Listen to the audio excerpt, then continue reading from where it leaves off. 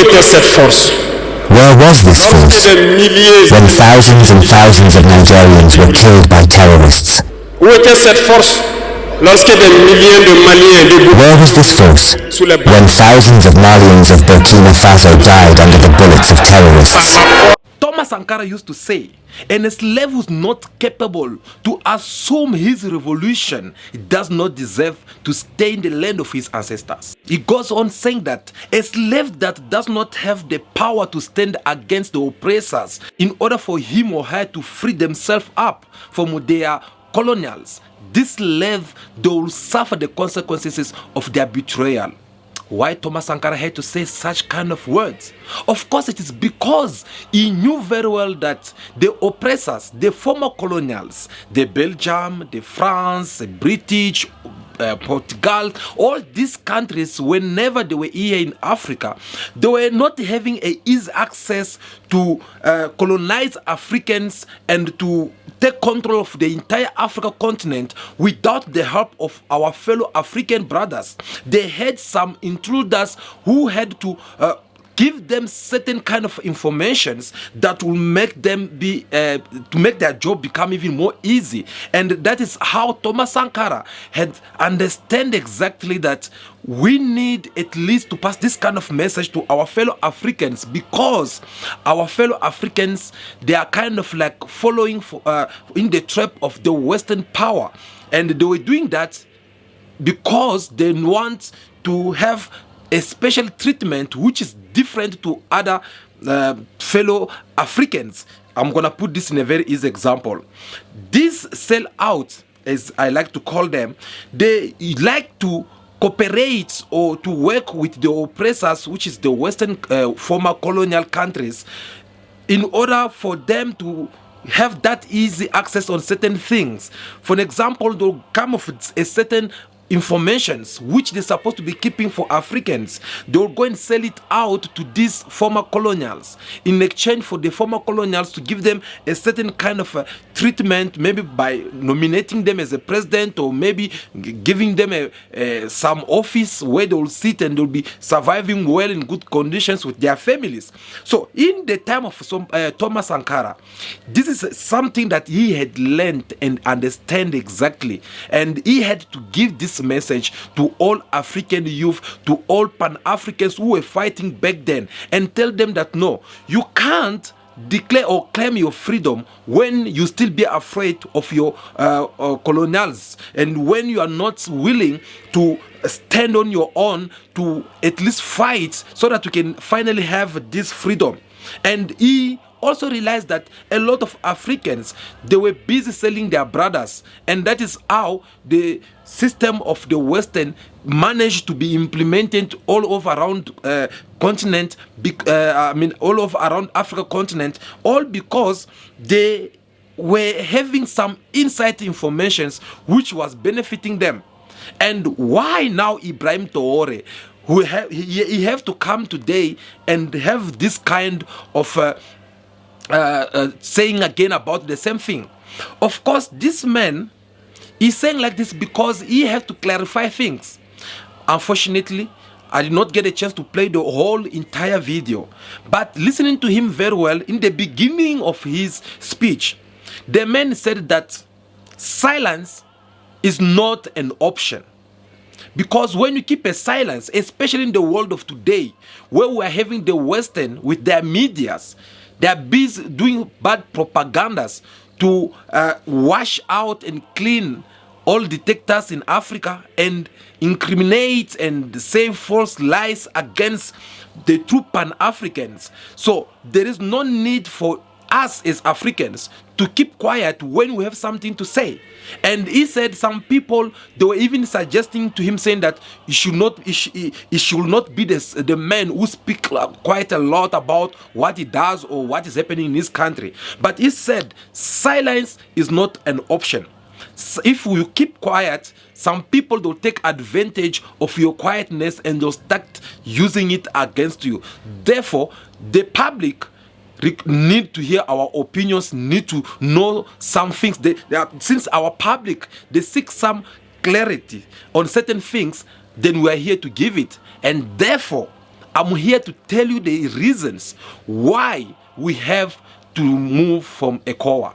Well, guys, in case maybe you don't know what is ECOWA mean, obviously ECOWA is like the way we're having SADC, which is South Africa, which is composed of South Africa, Namibia, Botswana, Lesotho, Swati, DR Congo, Zambia, Zimbabwe, because they are in the south of Africa.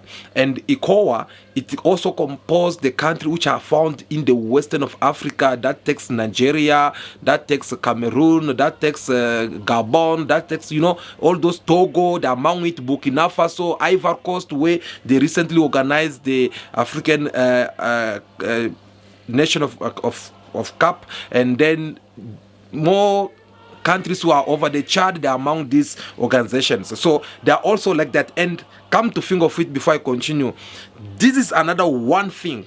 I still believe that Africa, we are having a serious problem, because when we're here preaching about the unity of Africa, when we're here thinking on how Africa can come up with their own reserve bank, when we're here talking about Africa having their own money, when we're here thinking about Africa speaking one language or maybe having one military, well, see what is happening with our leaders. So I don't know why they have to go their separate ways, where you find the countries who are found in the south of Africa continent, they are having their own association. You look on the other side, the countries which are in the east of Africa continent, they are having also the association over there. I'm referring to countries such as Egypt, Algeria, Morocco, so on and so on. And then you go in the western of Africa, you find also countries like ECOWAS, they are having also their own organizations. At the end of the day, when are we gonna be united if we're still having different organizations? Because if you go to Europe today, you're not gonna find them having different organizations. They only have Europe, EU. That is all they have, Europe Union.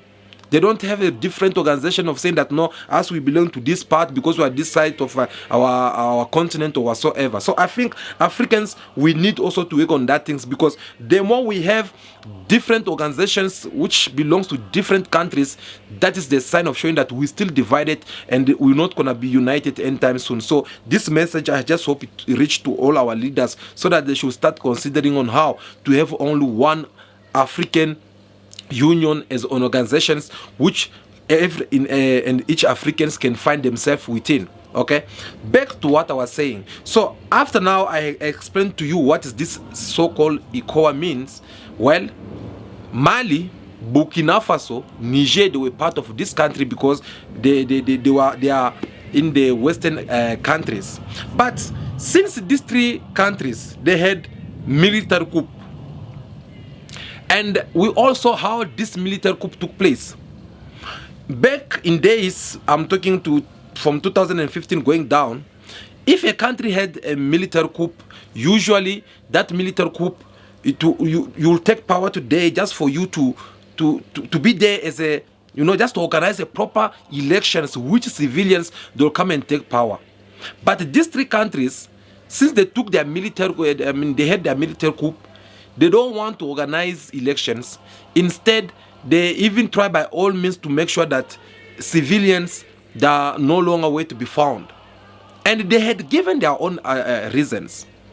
And one of the reasons here, it was all about saying things like, most of our leaders, most of the leaders of these countries, civilians, once they are in power, there's something else compared to what they used to be when they were in the opposition or way before they get to be in power.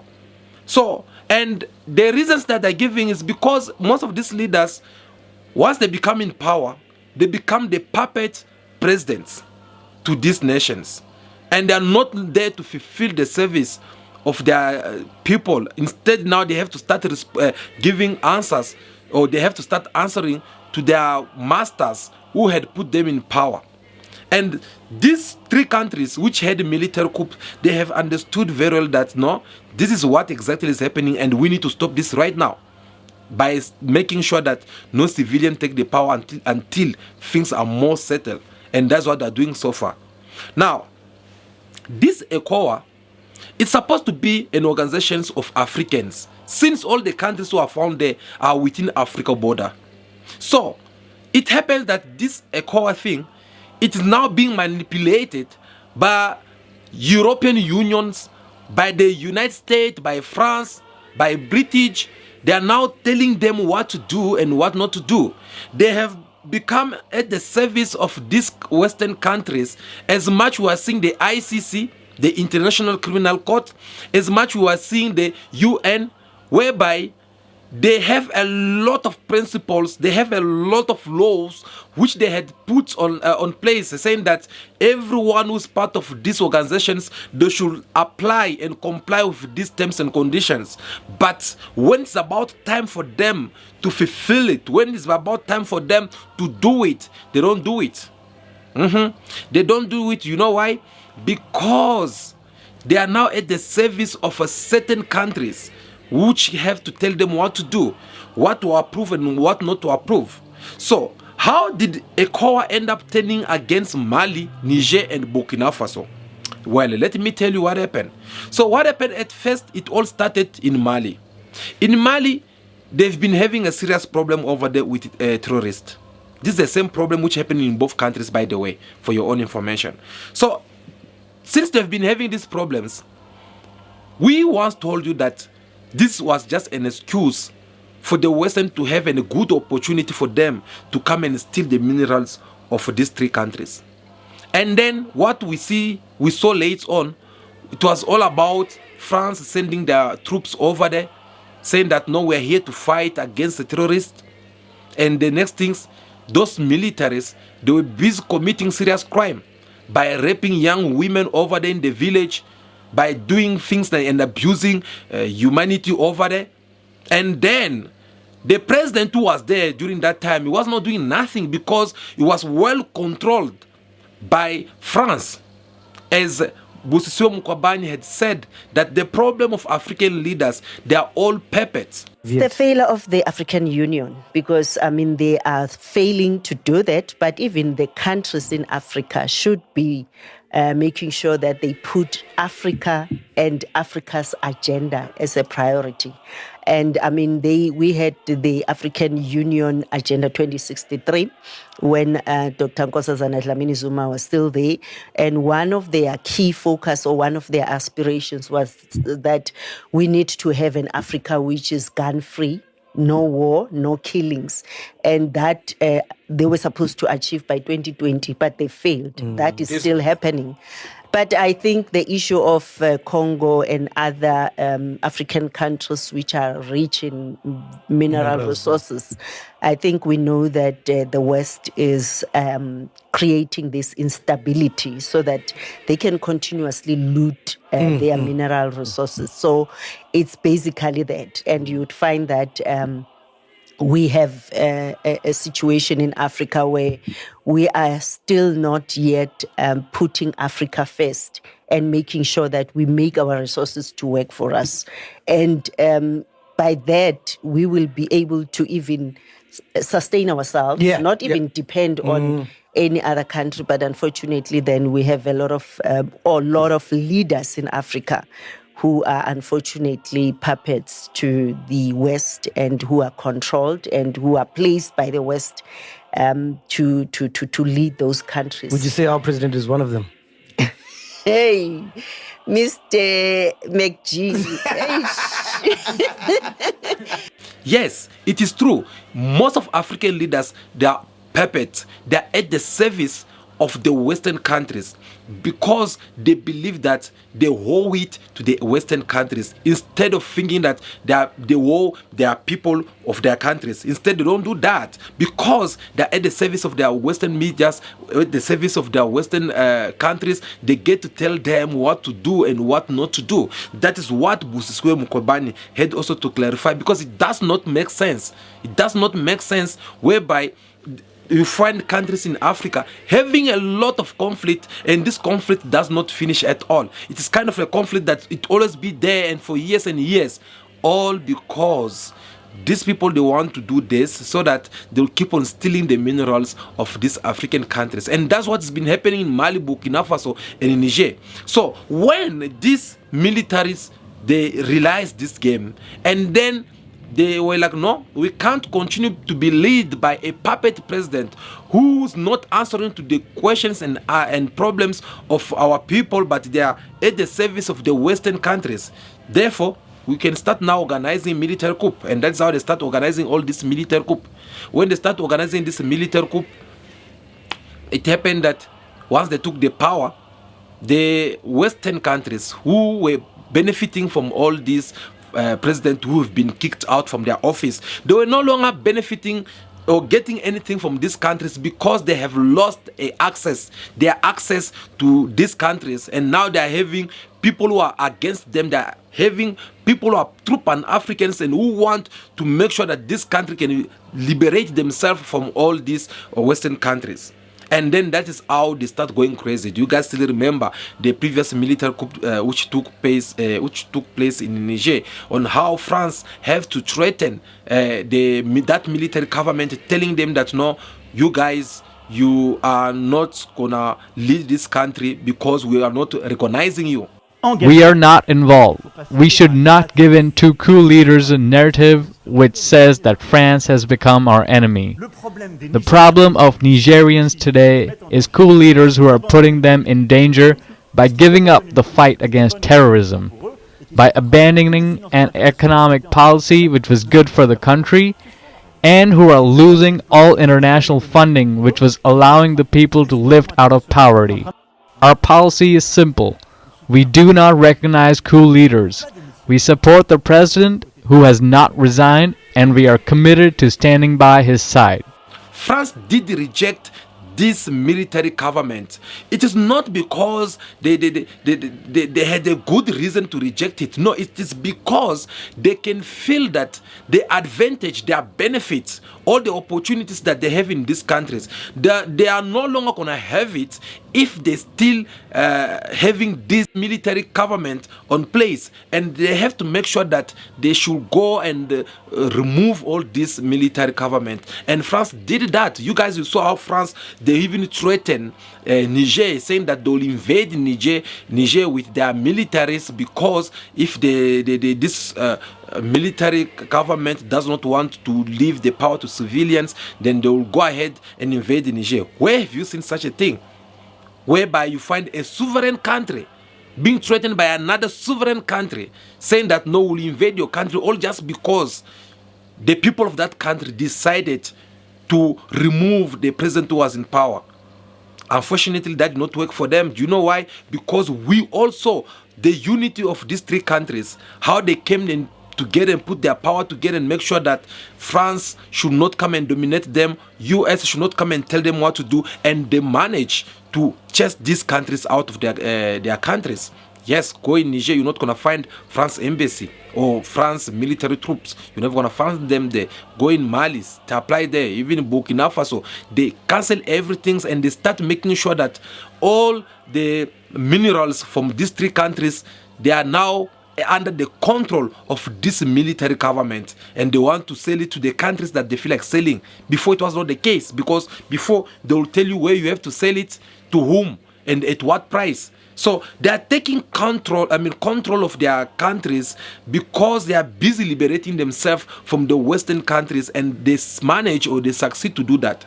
Now guys, in all this, there's supposed to be a person who's supposed to be supporting these countries. They're supposed to be an organization such as a SADC, such as the African Union, such as a ECOWA, to support the idea of these countries. But unfortunately, these organizations, they end up putting pressure on them, and they end up giving up so easy to obey to what the Western country had to tell them. For an example, let's start with African Union. They went over there, and instead of them trying to encourage this military coup that took place and tell these militaries to take their time so that they can organize a fair and true elections, no, they went there and they started already putting sanctions. They put sanctions on Gabon for their military coup. They put sanctions on Niger, Burkina Faso, Mali. All these military troops, they put sanctions on them for no reasons, all because they believe that the president who has been removed in power, they should be there and not these military leaders. So that was exactly the first betrayal that African Union had manifested against these countries, because they should have at least understand that this country, they are not fighting for their own good, but these countries, they are fighting for the entire African continent. These countries, they are trying to set a fine model for all the rest of countries in African continent, that it is possible for us to get rid of the Western. It is possible for us as Africans to liberate ourselves from our former colonials, who keep on dominating us, who keep on imposing things on us, who keep and imposing their monetaries on us. Imagine, until up this day, as we're talking right now, the French money still working in some of African countries, especially in those French-speaking countries. If you go in Togo, Gabon, Burkina Faso, Mali, Chad, Niger, Cote d'Ivoire, what else? There are so many of them. All of them, they are using one monetary, which belongs to France. How possible is that? That's one of the things that usually pain me after all these years. Do you know, for the fact that these people, they are using this monetary, which belongs to France, do you know that each and every year they spend a lot of billions of money, which they have to pay as tax, France tax? That billion of money is a money that can help Africa to develop. Is a money that can help Africans to fight against unemployment. But yet, some countries, they are seated in Europe, some they are seated in the overseas like America, and they are getting paid for nothing just because they had to print some money, which the currency of that money belongs to them. So it is these people who decide how much amount of money do you need in order for you to run your economy. So the economy for all these African countries belongs in the hands of the West. That's how they manipulate to see who they have to put there and who they don't want to put there. So when you are seeing countries such as Burkina Faso with their president such as Ibrahim Traoré, seeing the president of Mali and the one of Niger, these people that are coming up and try to fight against these oppressors, they're supposed to be having our support for all of us. We're supposed to be supporting them because we know that they're not only fighting for their countries, but they're fighting for the entire Africa. Unfortunately, that was not the case. Besides the the AU, African Union, we are having this so-called ECOWAS, and them, they could not even do nothing to defend these countries. Instead, they were even so hard toward these countries. They went on and put serious sanctions about these countries, forgetting that this is part of their body, forgetting that these three countries compose their body. But unfortunately, they did not care. So they put sanctions and try to cut some ties against Burkina Faso, Mali. They're supposed not to be trading with this country. They're supposed not to be doing this with that country. Okay. Ibrahim Traoré, on his side, he just looks like, okay, I don't even see the reason why I have to go on and beg on these people. So I have to leave. I have to leave because these people, first of all, they betray us. Betrayal is not something that's supposed to be tolerated. If Africa will keep on going back in our days, it is all because we're having our brothers and sisters who are sell out.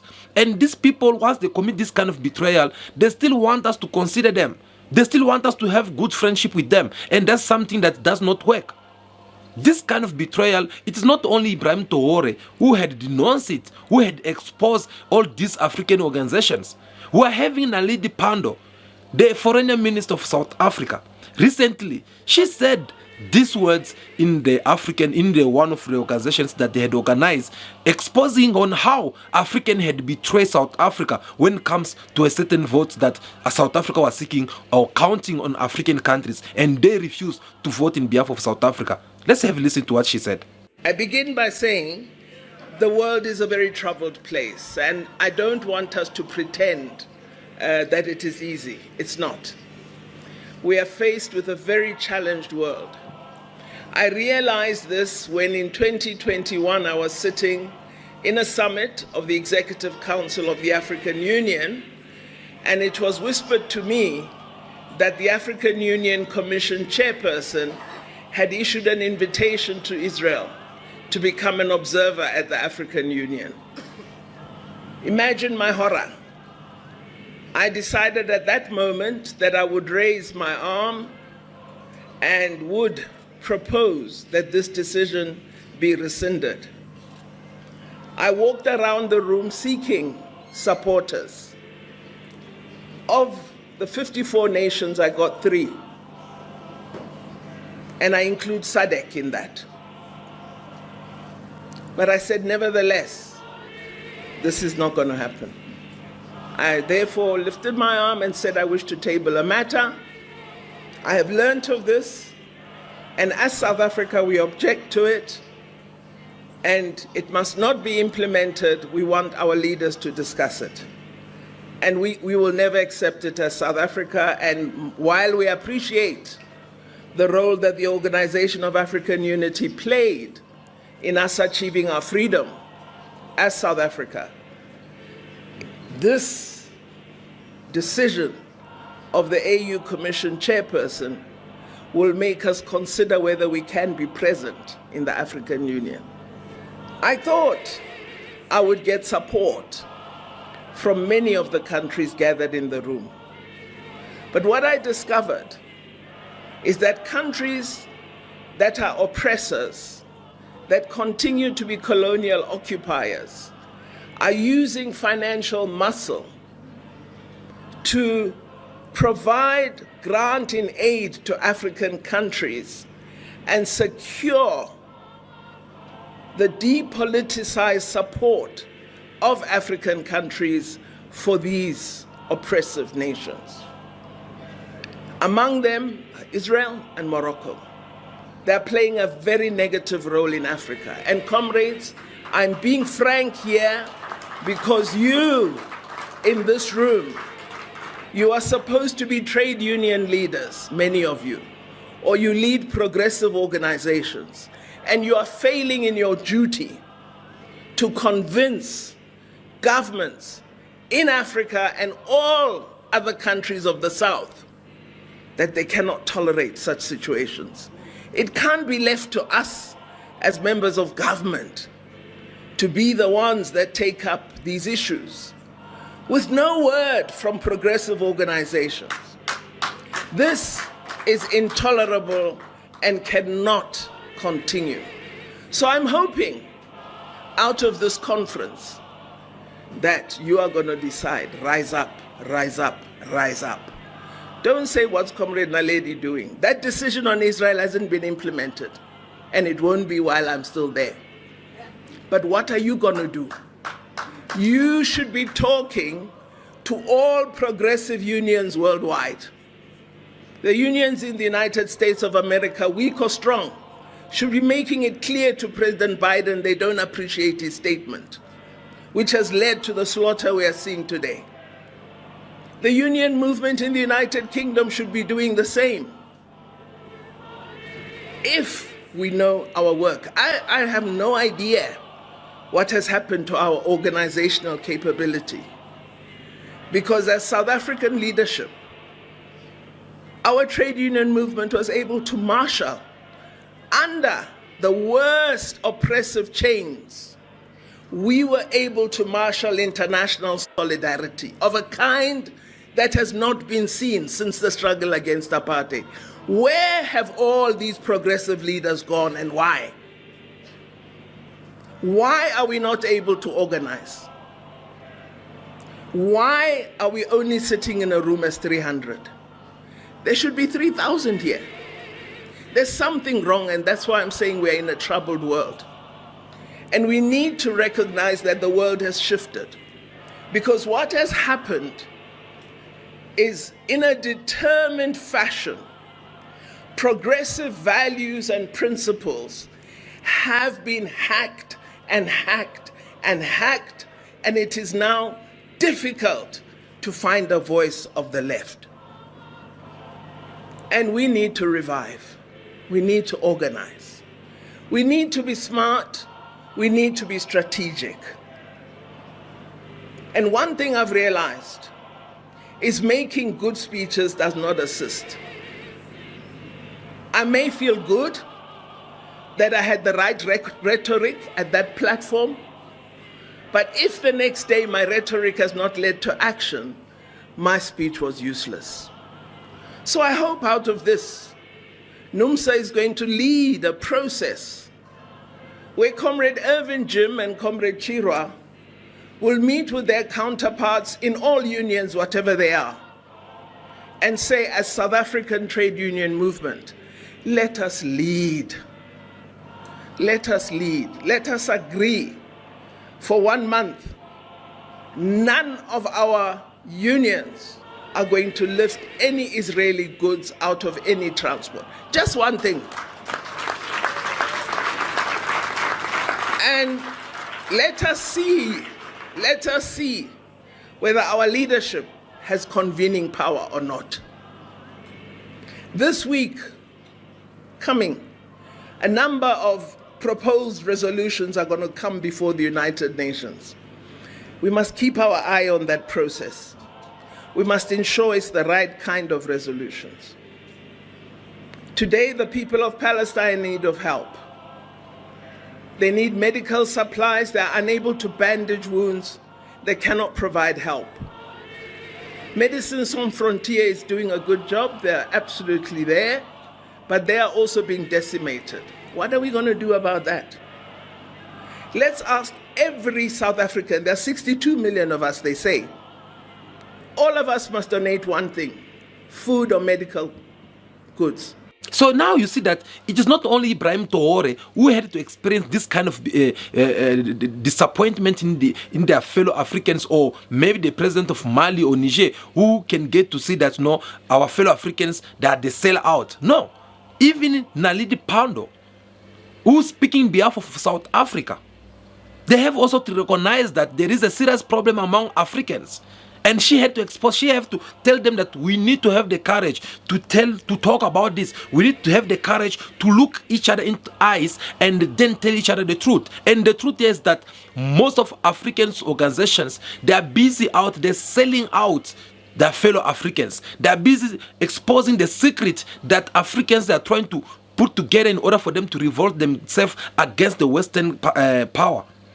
So she had to put all those things in front of them because she knows very well that these people, they are not to be trustworthy. Guys, that is how you see Ibrahim Traoré have to come and explain to his people before they start making this so-called campaign of poisoning the mind of his people, saying that no, you guys can just revolt against this military coup because they are busy taking advantage of you, because they are busy doing 1, 2, 3, 4. So Ibrahim Traoré have to come in so quick as soon as possible to come and explain to his people. And you could see that everyone, they did listen to him, everyone, they get his message, and then they applaud, they accepted this message. And this applied to the rest of all these military government countries that had taken place. And all of them, they spoke to their peoples, and their people, they seem to support them. So again here, guys, what we should take from all this is that Africans were betraying one another, yet we are preaching about the unity of Africa. How can you be preaching about the unity of Africa when you are not able to protect your brother? Your brother who's being chased by an outsider who want maybe to eliminate them or kill them. And they're in your house, trying to hide inside your house. You, the person, supposed to pretend like you do not see them, or maybe you saw them but they passed, they are not here. You are busy calling the outsider, telling them that no, come, they're here, just inside my house, they're behind the doors.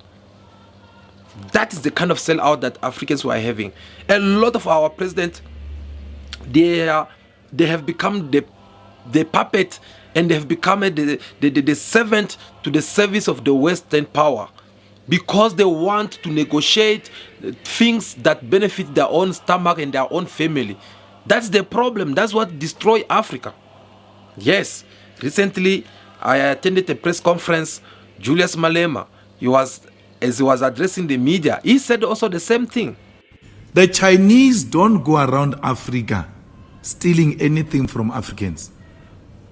Your corrupt leaders overcompensate in exchange for something personal.